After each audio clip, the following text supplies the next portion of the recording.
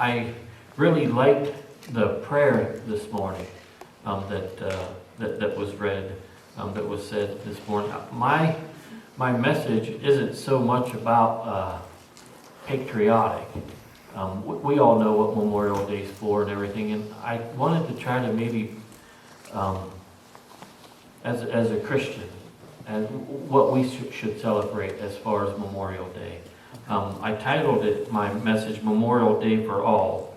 And now my son is alive. I want to talk a little bit about my son. And I just celebrate him as a man that went into the military. But to watch him go through what he went through, going through boot camp and everything. He was only 17 years old. He was still in school when he signed up for the military. I had reserves. He was only 17. I thought, it's a big decision to make at 17, you know. Wait one more year. Wait another year. You can make that decision when you're 18. But you know when someone has their mind made up, and to fight with them just isn't going to make a difference at all. When he came to me and said he was signing up for the military, I just thought, sweet. Yeah, that was the thought I had in my head. Bling! Just let him go. I did want to say though that if stuff like that, they're trying to fix it. You can tell if stuff like that happens, we'll just go on and hopefully they get it fixed and no big deal. But while he was at boot camp, I don't know who all has anybody that goes to boot camp nowadays, but there's a site that you can go on and you can see pictures of your loved ones while they're at boot camp. They take pictures and you can see them on the internet. And so we could see him doing different things right out of the gas chamber. They all got to go through the gas chamber. They have their masks on and then they take them off so that they know what it's like to have that. And yeah, we got to see him coming out of the I shouldn't say we got to see him. I didn't want to see that. That was one of the rough things to watch, but seeing those pictures and everything was hard for me to see my son going through that. When I would get a chance to talk to him on the phone, he would send letters and stuff, and I could see in his letters he was having a rough time. It was hard. For a Christian boy to go to boot camp, very few of them behaved as though they were Christians. And he was just trying to, not trying to not make friends, but didn't want to get involved in conversations or the way they behaved and stuff, and just trying to go in as a Christian man, come out as a Christian man, not let them affect him too much. But it was rough and hard to be around all of that. You kind of have those things in a factory. When a man goes into a factory, you kind of get into different groups of people that don't behave the way you do or whatever. And being a boy, his family goes to church and everything. He knew when he got to the military, people would be a little different. And that is mostly what he struggled with. He didn't go into fighting or anything, but when he would call, most of my time was spent trying to calm him down or just talk about different things, not of the military, things at home or whatever. But his mind was just on the military. While I was trying to calm him down, I was also trying to calm myself down. When your son is having a hard time, of course you're going to have a hard time. He was becoming a soldier before he even went to boot camp. When he was a senior in high school, he was becoming a soldier because you start going to meet with your the recruiter.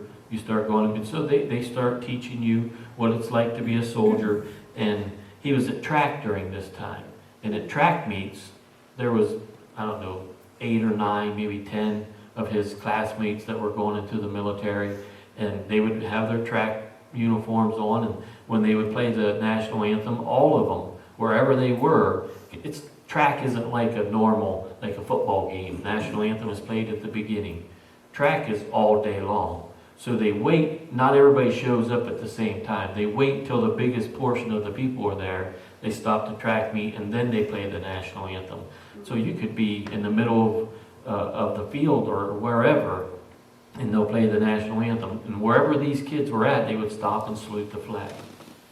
And one time they did that, played the national anthem, and then a baseball game almost immediately started and the national anthem played. All of those kids stopped and saluted the flag again until the song was over. That's what they were taught.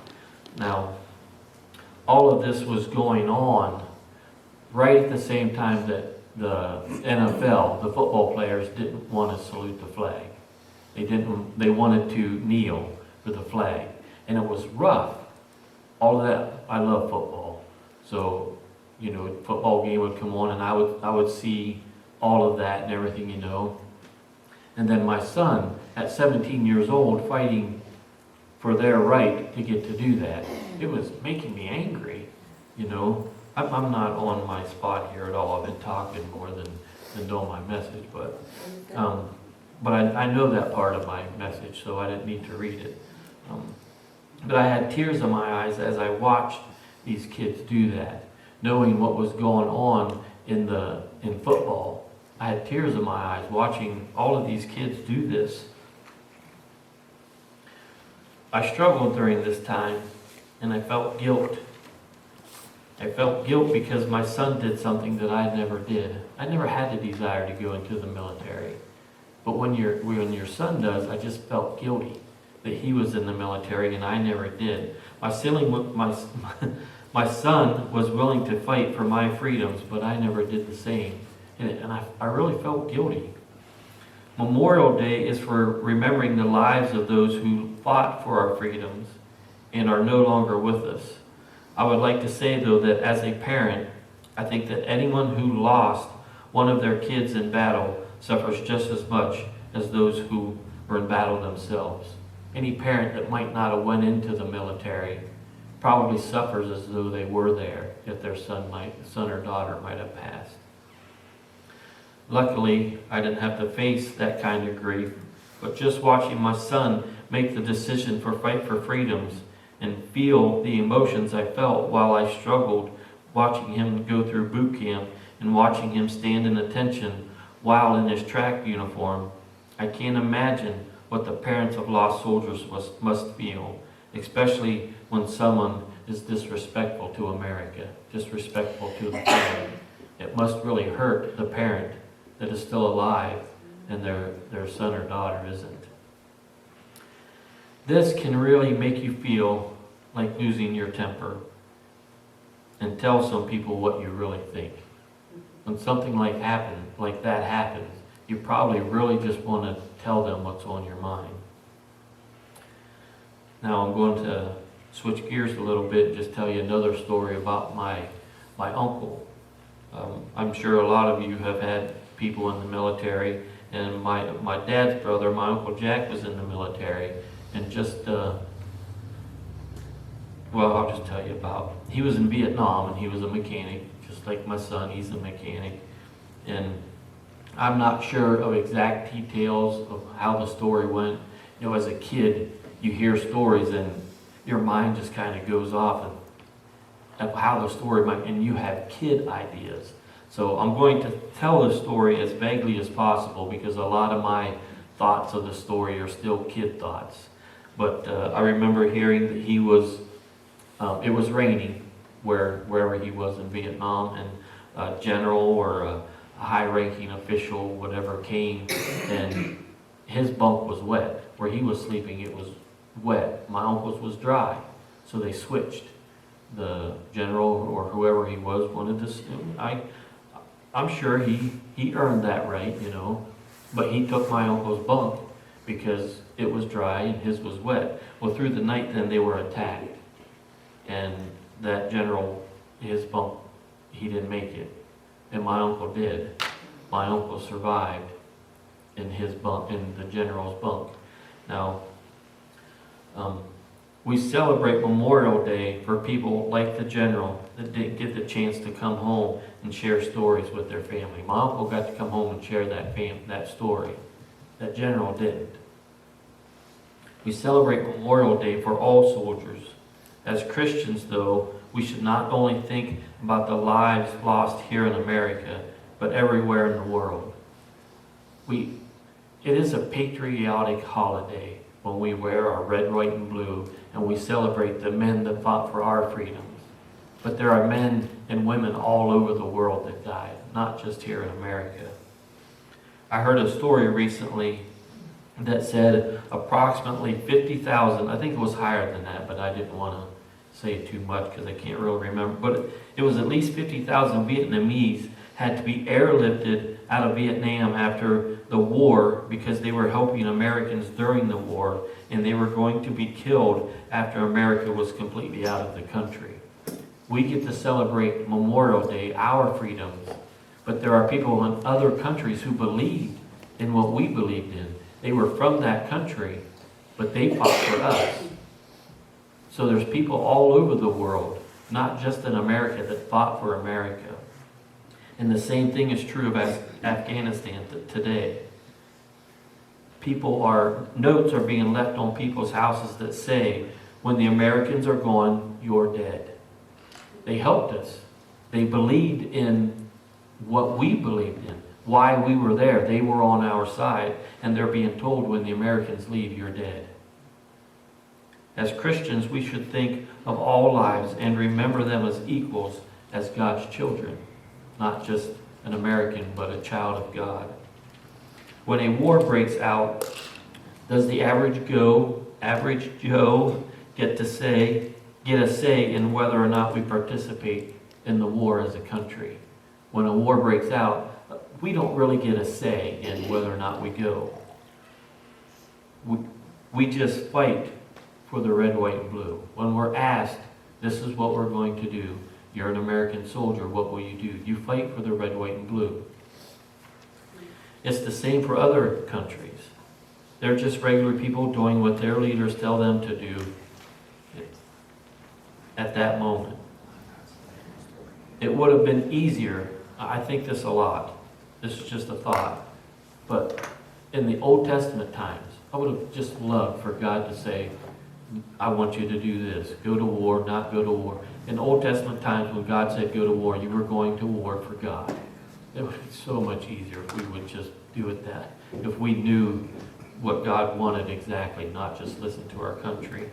In America today, though, there is so much fighting going on between Democrats and Republicans over little things that even if a war would break out, we wouldn't know what side of the war we should be on, because we are told two different stories about everything, depending on who's saying it.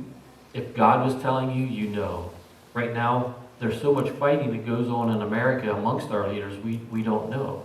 We have no idea, but if a war would break out, we would still fight for our country. But we would still defend our freedom. This is the same thing you will find in every country. They may not know either. Why are we going to war? What for? They're told it's because of this. And so they go and they fight for their country. I understand there can be good arguments made on both sides as to why things are done this way or that way. Between Democrats and Republicans, we can listen and we can pick out good reasons, bad reasons, and whatever they say. I understand that people have their own political views and they stand by them. But as Christians, we should stand by the love of God and be understanding of all men and women that face the trials of war. Even during war, we should lift our enemies up in prayer and ask that God keep them safe. That is kind of rough. You know, when you're at war and someone's pointing a gun at you, you want to pray for them. But they got babies at home just like we do. They're just as scared as we are. John 15:12-13. Now I'm going to be using King James Version a lot because there's a specific word that I want to bring out today. But this is in the NIV, John 15:12-13. My command is this: love each other as I have loved you. Greater love has no one than this, to lay down one's life for one's friend. And that's what we do, no matter what country you're from, that's what you're doing. Greater love has no one than this, to lay down one's life for a friend. It doesn't just mean Well, yeah, does this mean only if you're in America? Does that Bible verse only pertain to Americans? We all have the same breath in our lungs, the breath of God. He breathes life into all of us. The Bible doesn't, the things that we read in the Bible doesn't just pertain to America. We're all humans, not Americans, not any other country. We're all humans. 1 Corinthians 5:11. Now this is in the New King, or the King James Version. These verses have the word in there that I want to use today. But now I have written unto you not to keep company, if any man that is called a brother be a fornicator, or covetous, or an idolater, or a railer. That's the word that I was looking for, a railer, or a drunkard, or an extortioner. With such an one, no to eat. What does it mean to give someone a railing? If you rail somebody. Railing means to revile or scold in harsh, insolent, or abusive language. So if you're giving someone a railing, you're just not being very nice to them. My professor said that if you're the kind of person that says, I don't care what people think of me, I'm going to do things like I want, and if you don't like it, then tough. That's another form of railing. Now he just brought this up briefly in my class this week, or it was last week, in my class last week. And this word has stuck in my head, and I wanted to use it in my message today. It says in verse 11 that a railer, now let me just say it again, that a railer is someone that speaks in a harsh or abusive tone. A railer is like a fornicator or an idolater. How we speak, our tone when we speak, means a lot to God. God, this is in there, in the Bible. This one word in these few verses are in there for a reason. God doesn't want us to speak ill of each other. In 1 Peter 3:8 and 9, again, this is in the King James Version. Finally, be ye all of one mind, having compassion one for another. Love as brethren. Be pitiful. Be courageous, not responding evil for evil or railing for railing. Be contrariwise blessing, knowing that ye are thereunto called, that ye shall inherit a blessing. God wants us to have compassion for each other. Love each other like brothers. Have pity for one another. We should not hold evil in our hearts for each other. And again, we should not speak in a railing way towards each other. Now this next verse is what really got me. I went through and looked up all the verses I could find on railing. I didn't use them all because it's a long message already. I just couldn't use them all. But this next one, I really like what this verse says. It's Jude 1:9 in the King James again. Yet Michael the archangel, when contending with the devil, he disputed about the body of Moses, durst not bring against him a railing accusation, but said, the Lord rebuke thee. Even when dealing with Satan, Michael the archangel would not bring a railing accusation against him. Against Satan, he would not bring a railing accusation against him.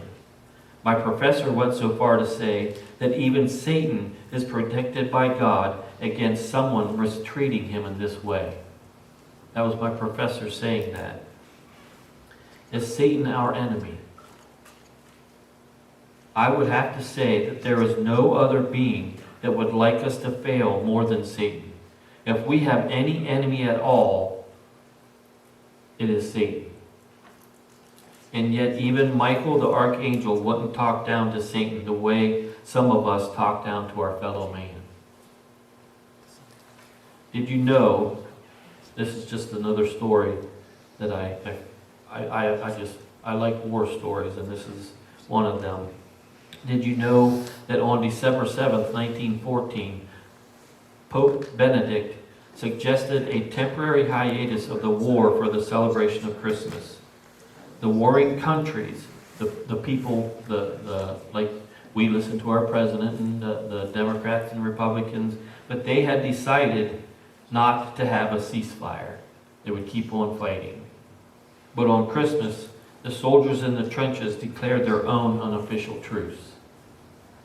The Christmas truce occurred on and around Christmas Day 1914, when the sounds of rifles firing and shells exploding faded in a number of places along the Western Front during World War I in favor of holiday celebrations. During the unofficial ceasefire, soldiers on both sides of the conflict emerged from the trenches and shared gestures of goodwill. The man you was just pointing a gun at, you got out of the trenches and you wished him goodwill. That's why I said earlier we need to pray for our enemies. Because they're only your enemies because you're at war, not for any other reason. Just because, for whatever the reason might be, the countries have decided to go to war, but they're not your enemy. We can get angry over some pretty simple things, angry enough to let hand gestures fly at will. We all have seen that when you're out on the road. We say nasty things to people who make us mad in traffic or in Walmart. We say things like, well, if you don't like it, I don't care, when we do something that offends another person. Sometimes even if you do something by accident, and then they react with a hand gesture, you're like, I don't care if I made you mad. But you made an accident. It was an accident. Just apologize and move on. Your hands can stay on the steering wheel. The men fighting in World War I were part of a very special moment in history. Without permission from their country's leaders, they decided to stop the war for Christmas. They were celebrating the birth of Christ. Is there any better reason to celebrate than that? I would have to think that at that moment, all of those men were listening to God, not the leaders of their country. They were saying, God was telling them, hey, this is my son's birthday. Let's stop for a moment and let's just celebrate that day. In the middle of shooting at each other, they listened to God. As Christians, every day should be a day like the Christmas of 1914 during World War I. We should be able to put our differences aside and love others the way God loves us. It's tough though, isn't it? I have lost my temper more times than I care to remember. Sometimes Satan reminds me of those days, but then God reminds me I'm a new man. But I remember what it's like when I would lose my temper easily. Getting past my bad temper was one of the hardest things for me to remove in my life. Just having a bad temper, that was rough for me to get rid of. Amber says she has a hard time even thinking of me being that way. But I used to have a nasty temper. But with God, all things are possible. No matter if you're at war and you're losing your temper because someone tells you you have to, or you do it on your own. Just like Christmas of 1914, God can be in control. I hope that I have shown you how I went from being a man that had a temper to letting go of the anger I felt when the football players would kneel during the playing of the national anthem. Those players don't understand how proud and protective I feel about my son, but I also don't understand how those players feel. We all need to remember to show each other a little more grace, especially when our emotions can easily get the better of us. I would get mad because they didn't want to stand. They don't know what I'm going through and I don't know what they're going through. Whatever a situation might be, all you really got to do is let it go. People have their reasons, just let it go. I love my kids so much, but seeing my little boy's face in those pictures from boot camp on the computer was rough for me. I could see the military changing my son from the innocent little boy I once knew into the tough man he needed to be to fight in a war if need be. I could see it in his face. I could see, at home, you make your kids laugh and they're smiling and everything. At war, they changed that. At the military, they changed that. I may have not went into the military, but I would certainly go to war for my kids. My son and the sons and daughters of every parent whose kids join the military deserve for us to fight for them. But as Michael the Archangel said in Jude 1:9, I could see your faces when I said that Michael didn't even bring a railing accusation towards Satan. He watched his tongue. God, I can imagine he knew God would not want him to behave that way. It's not really the words that you're saying to the person. It's how it affects you as you're saying them. Even Satan, we don't need to say bad things to him, because you shouldn't say bad things to anybody, but in order to say those things, it's in you. In order to say bad things, it's got to come out of you. But the archangel says, the Lord rebuke thee. We don't have to fight. God fights for us.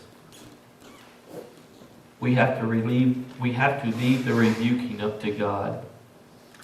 That's why tomorrow on Memorial Day, we need to think of all men and women that have had to deal with war or being in the military or even a military parent, whether from America or another country.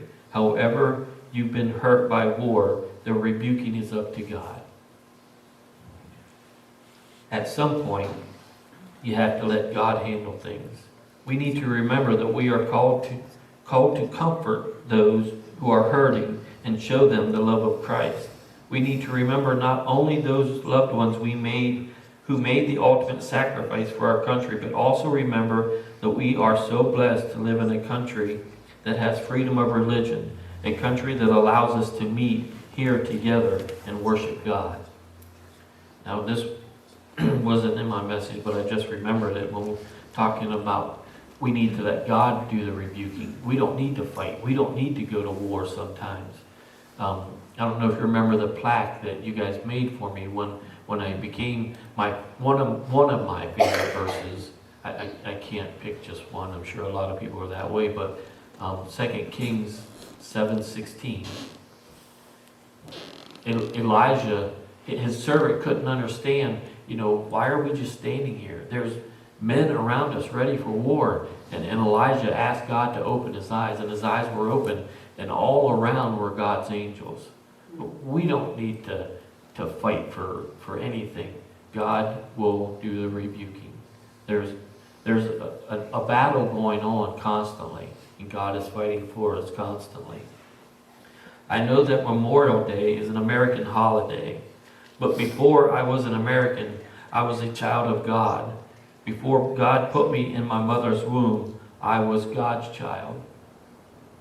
I brought up railing today because as Christians, we should set an example. We can't go off railing against people in other countries simply because they live somewhere else. Simply because our leaders have found a reason, and there could even be a reason. There could be a good reason that we need to go to war. But there's people in that country that aren't those reasons. We need to pray for those people. I was born in America, but I am a part of the human race, and I pray for all of the human race to come to know the true meaning of being free, which is only found through Jesus Christ. If we're not praying for some people, they might not ever find that. Whether we're at war with them or not, they might never find that freedom. It doesn't matter what your skin color is or what country you are from. God loves us all. And we all need Jesus. No matter who you are, where you're from, what you did in the past, Jesus can set you free. Happy Memorial Day, everybody, and God bless us all.